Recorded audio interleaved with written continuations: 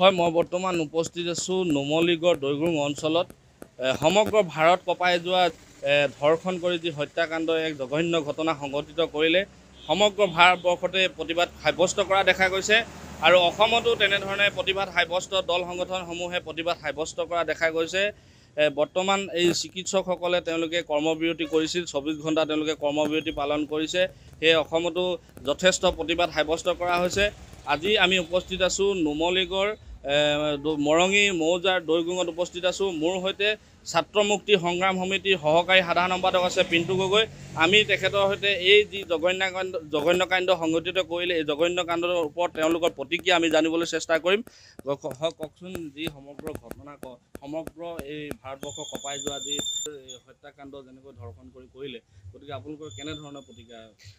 চাওক, যোৱা 9 আগষ্ট তাৰিখে কলকাতাত সংঘটিত মানৱ সমাজক লজ্জানত কৰা যি নাৰকীয় ঘটনা ধৰ্ষণ কাণ্ড, ইয়াৰ আমি ধিক্কাৰ জনাইছোঁ আৰু সঁচাকৈ খুব এটা মানৱ সমাজক লজ্জানত কৰিছে গোটেই ঘটনাটোৱে।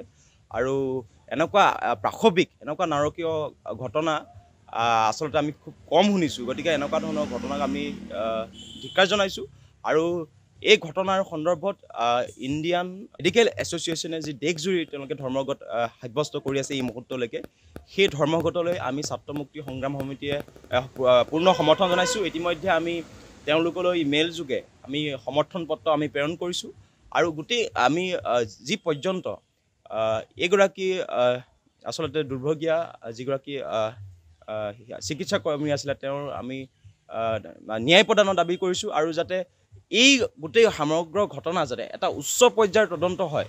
ইয়াৰ লগত যি গোটেই ঘটনাটোৰ লগত জড়িত যিসকল আচলতে তেওঁলোকক আমি আচলতে শব্দৰে ভাষাৰে আমি ক'বলৈ আচলতে সংকোচ কৰিছোঁ। এইসকলৰ আচলতে মানৱৰূপী দানৱক তেওঁলোকক যাতে অতি কঠোৰতকৈ কঠোৰ শাস্তি প্ৰদান কৰে আৰু কেৱল তদন্তৰ নামত ভেকু ভাওনা নকৰে। কাৰণ আমি দেখোঁ বিভিন্ন সময়ত এনেকুৱা নাৰকীয় ধৰ্ষণ কাণ্ড বহু সংঘটিত হৈ যায়, কিন্তু সেইসমূহ তদন্তৰ পিছত কোনো ধৰণৰ ফলাফল নোলায়, দোষীসকল হাৰি যায়। কিন্তু আমি আশা কৰিম যদি ইমান এক পাশৱিক নাৰকীয় ঘটনাৰ পিছতো তেওঁ দোষীসকল যদি হাৰি যায়, নিশ্চিতভাৱে এনেকুৱা ধৰণৰ গণধৰ্ষণৰ কাণ্ড কেতিয়াও ভাৰতবৰ্ষৰ পৰা আচলতে শেষ হৈ নাযাব।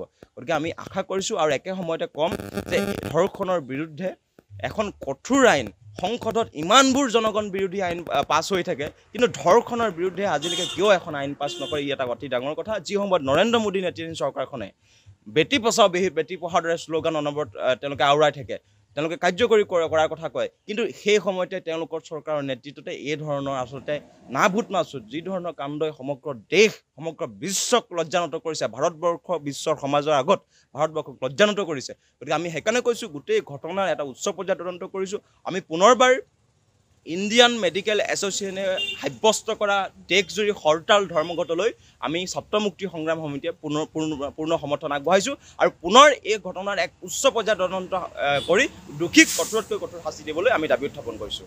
হয়, নিশ্চিতভাৱে ক'ব লাগিব যিহেতু ভাৰতবৰ্ষ কঁপাই যোৱা যি জঘন্য কাণ্ড যি ধৰ্ষণৰ যি আৰু লগত হত্যাকাণ্ড কৰিছে, গতিকে খুব হৃদয় বিদাৰক ঘটনা সমগ্ৰ ভাৰতবৰ্ষতে প্ৰতিবাদ সাব্যস্ত হৈ আছে।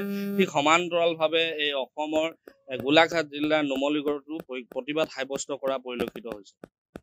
যিকোনো খবৰৰ বাবে যোগাযোগ কৰক 7099017330 অথবা 7099017990 নম্বৰত।